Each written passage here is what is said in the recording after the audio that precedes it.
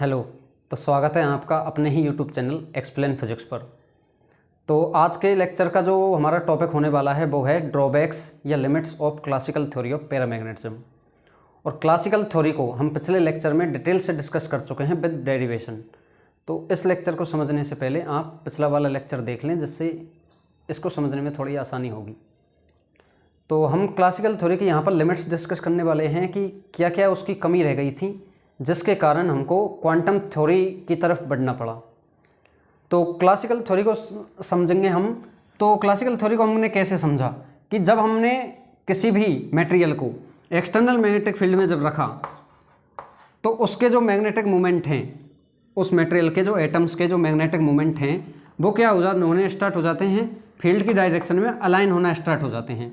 तो फील्ड की डायरेक्शन में जब अलाइन होना स्टार्ट होते हैं तो अपन ने क्या माना था, यहाँ पे इनकी जो ऑल पॉसिबल डायरेक्शंस को हमने यहाँ पे कंसिडर किया था कि जो ये म्यू है वो क्या होता है, सभी डायरेक्शंस में ओरिएंटेड होता है। यहाँ पे हमने 0 से पाई की लिमिट जब ली थी, इसका मतलब है कि जो म्यू है वो 0 से लेके पाई तक इसकी सभी डायरेक्शंस होंगी। सभी एटम के जो मैग्नेटिक मोमेंट है उनको अपने कंटिन्यूस ओरिएंटेशन उनका मान के यहाँ पे सॉल्व किया था।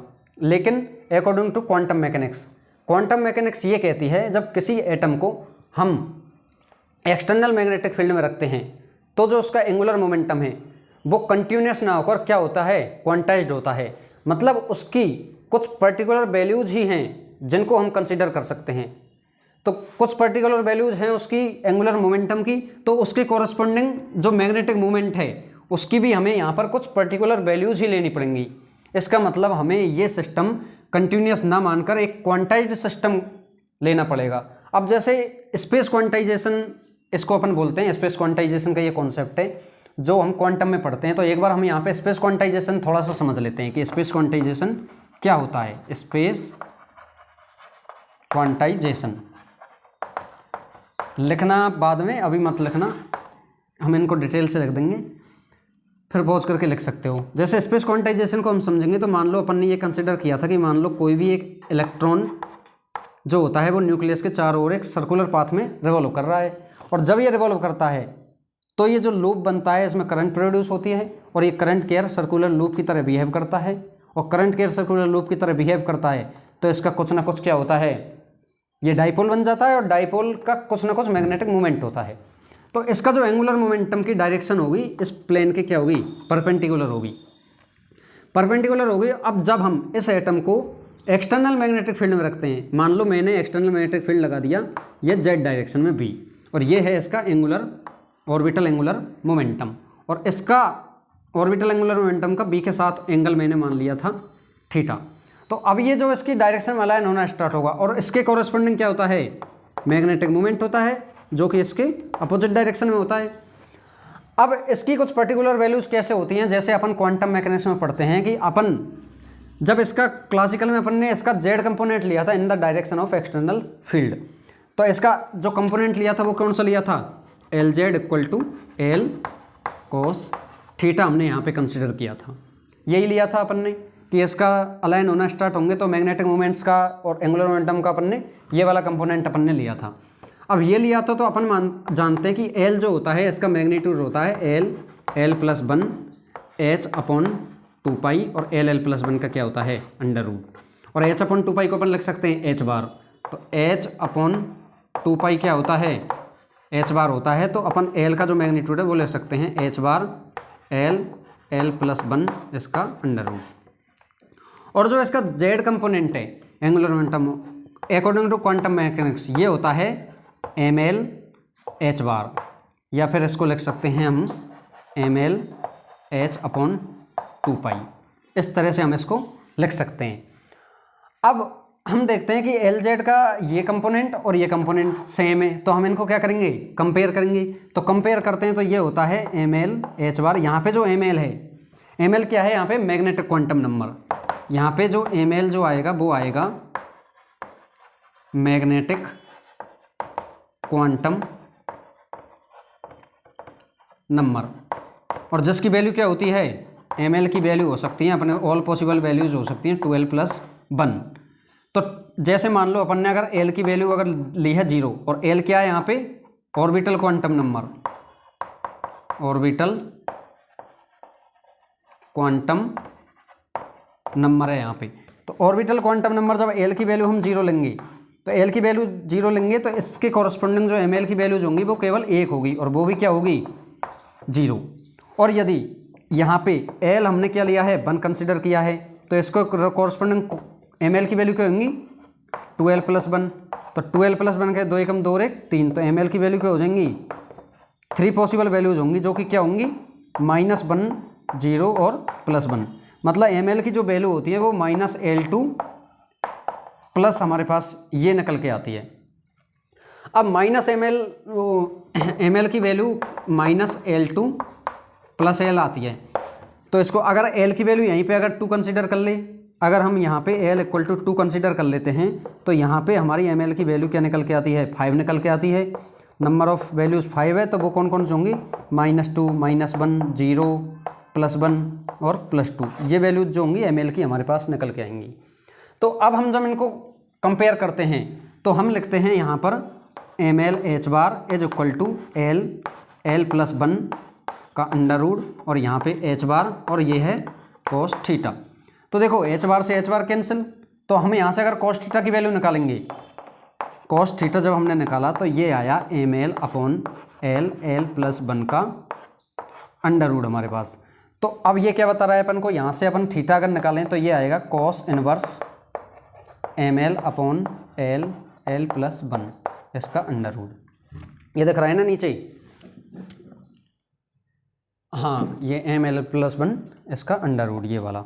तो अब देखो इसका मतलब जो orbital angular momentum external magnetic field के साथ जो एंगल बना रहा है वो क्या होगा, उस एंगल की कुछ पर्टिकुलर वैल्यूज होंगी। अब पर्टिकुलर वैल्यूज कौन कौन सी होंगी, जैसे मान लो अगर मैंने यहाँ पे L = मान लो मैंने 1 कंसीडर कर लिया, तो L = 1 कंसीडर कर लिया, तो इसका मतलब क्या है, तो एम एल की कौन कौन सी वैल्यू होंगी -1 0 1, ये होंगी अपने पास एम एल की वैल्यू। अब मैं सबसे पहले एम एल की 1 वैल्यू के लिए देखता हूँ थीटा, तो ये क्या निकल गया थीटा = ml 1/1 × 1 + 1, तो ये आ जाएगा अपने पास √2, और ये cos इनवर्स, यहाँ पे cos इनवर्स 1/√2। और यदि -1 कंसीडर करता हूँ एम एल की, तो -1 कंसीडर करी तो यहाँ पे थीटा क्या निकल गया cos इनवर्स -1/√2, और 0 करता हूँ तो थीटा की वैल्यू क्या आती है यहाँ पे 0 निकल के आते हैं, cos इनवर्स 0 हमारे पास यहाँ पे निकल के आती है। तो इस तरह से क्या है, थीटा की कुछ पर्टिकुलर वैल्यूज है। ऐसा नहीं है कि एल की वैल्यू 0 से लेके पाई तक है, नहीं, यहाँ कुछ पर्टिकुलर वैल्यूज ही हमारे पास आती हैं। इसके कॉरस्पॉन्डिंग जो मैग्नेटिक मोमेंट है उसकी भी वैल्यू क्या आती हैं, कुछ पर्टिकुलर वैल्यूज आती हैं। तो इसलिए हम कह सकते हैं कि यहाँ पे जो मैग्नेटिक मोमेंट की जो वैल्यू हैं वो क्या होती हैं, कुछ वो डिस्क्रीट होती है, ना कि कंटिन्यूस।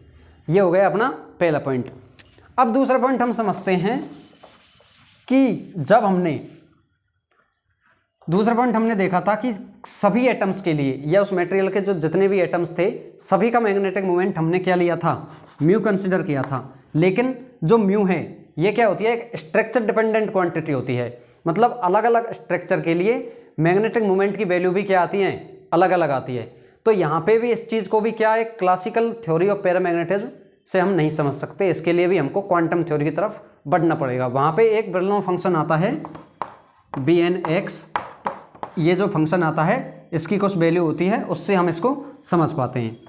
तीसरा जो पॉइंट देखा था वो हमने देखा था कि जो कंप्रेस्ड और कूल्ड जो हमारे पास सैंपल होते हैं, जो वैल्यू कंप्रेस्ड, जो भी मटेरियल ऐसे होते हैं जो कंप्रेस्ड हो और कूल्ड हो, तो जब एक्सपेरिमेंटली हमने वैल्यू उनकी फाइंड की तो उनके लिए जो वैल्यू आई वो कुछ डिफरेंट आई, ना कि क्लासिकल थ्योरी ऑफ पैरामैग्नेटिज्म के अकॉर्डिंग जो वैल्यू आती हैं वो। मतलब इस थ्योरी से हम कंप्रेस्ड और जो कूल्ड सैंपल होते हैं,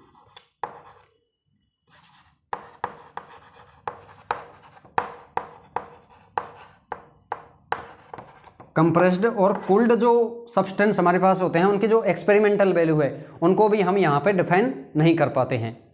और एक चौथा पॉइंट है, तो चौथा पॉइंट हमने क्या देखा था कि ये जो क्लासिकल थ्योरी ऑफ पैरामैग्नेटिज्म है ये क्रिस्टलाइन सॉलिड के लिए एप्लीकेबल नहीं होती है। क्यों नहीं होती है? क्रिस्टलाइन सॉलिड्स के लिए एप्लीकेबल क्यों नहीं है? क्योंकि मैंने बताया था कि जब हम क्लासिकल थ्योरी को पढ़ते हैं तो जो उनके मॉलिक्यूल्स या एटम्स जो होते हैं, उनके एटम का जो मैग्नेटिक मूवमेंट है किसी भी मटेरियल में, उसके एटम्स का जो मैग्नेटिक मूवमेंट है, उसका इंटरेक्शन जो दूसरे एटम का जो मैग्नेटिक मूवमेंट है उसके साथ हमने क्या बताया था? नेग्लेक्ट बताया था या नेग्लेजिबल माना था। लेकिन जो क्रिस्टलाइन सॉलिड्स होते हैं वो होते हैं सिमेट्रिकली अरेंज्ड, और उनमें जो इनका जो डाइपोल मोमेंट होता है एटम्स का, या फिर बोले तो एटम्स के बीच में कुछ इंट्रैक्शंस होती हैं, जिसकी वजह से जो सॉलिड्स हैं उनमें डोमेन बन जाते हैं, और डोमेन बन जाते हैं तो उसकी वजह से इसको हम क्लासिकल थ्योरी से नहीं समझ सकते डोमेन को।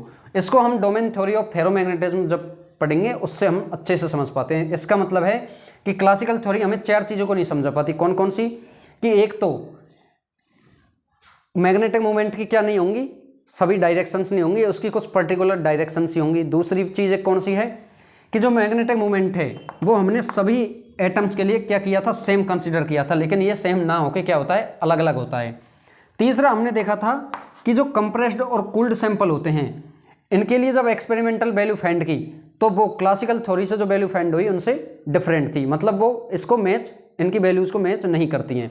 चौथा पॉइंट हम देख रहे हैं यहाँ पे कि क्रिस्टलाइन सॉलिड होते हैं, इनके अंदर एटम्स के बीच में म्यूचुअल इंटरेक्शन होने की वजह से डोमेन्स बन जाते हैं, और उन डोमेन्स को हम क्लासिकल थ्योरी से नहीं समझ सकते। तो ये क्या है? इसकी कुछ लिमिटेशंस हैं। तो इनको अब मैंने ये समझा तो दी है, एक बार अगर आपके समझ में नहीं आई तो वीडियो को रिवाइंड करके देखें, और मैं इनको अब एक बार लिख देता हूं जिससे आप अपनी कॉपी में भी लिख सकते हो आराम से।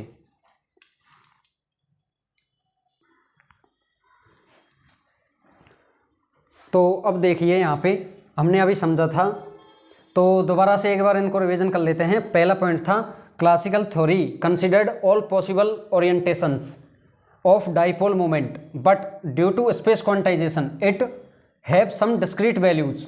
मतलब यहाँ पे क्या होती है? मैग्नेटिक मोमेंट्स की कुछ डिस्क्रीट वैल्यू हो सकती हैं। जैसे एल जेड अपन ने लिया था, एल कॉस थीटा, एल की वैल्यू, एल का जो मैग्नीट्यूड होता है वो होता है एल प्लस 1 एच बार, और एल यहाँ पे क्या है?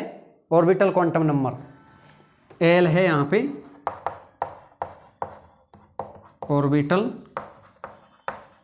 क्वांटम नंबर, और डिटेल से मैंने इसको क्वांटम मैकेनिक्स का जो अपनी प्लेलिस्ट है उसमें समझा रखा है, उसमें जाके देख लें।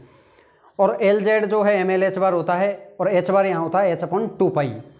तो यहाँ पे जब हम इनको एच बार ही होता है क्या?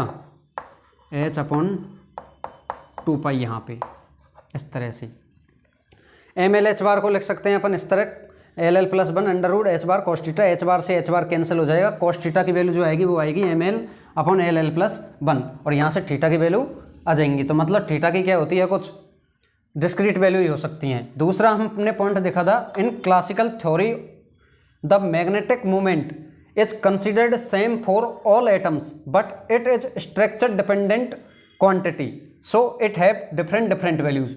मतलब हमने क्लासिकल थ्योरी में जो मैग्नेटिक मूवमेंट की वैल्यू थी वो सभी एटम्स के लिए सेम ली थी, लेकिन ये क्या होती है? स्ट्रक्चर डिपेंडेंट क्वांटिटी है, जो कि सारे एटम्स के लिए अलग अलग होती है। अब होती है थर्ड पॉइंट है अपना कंप्रेस्ड एंड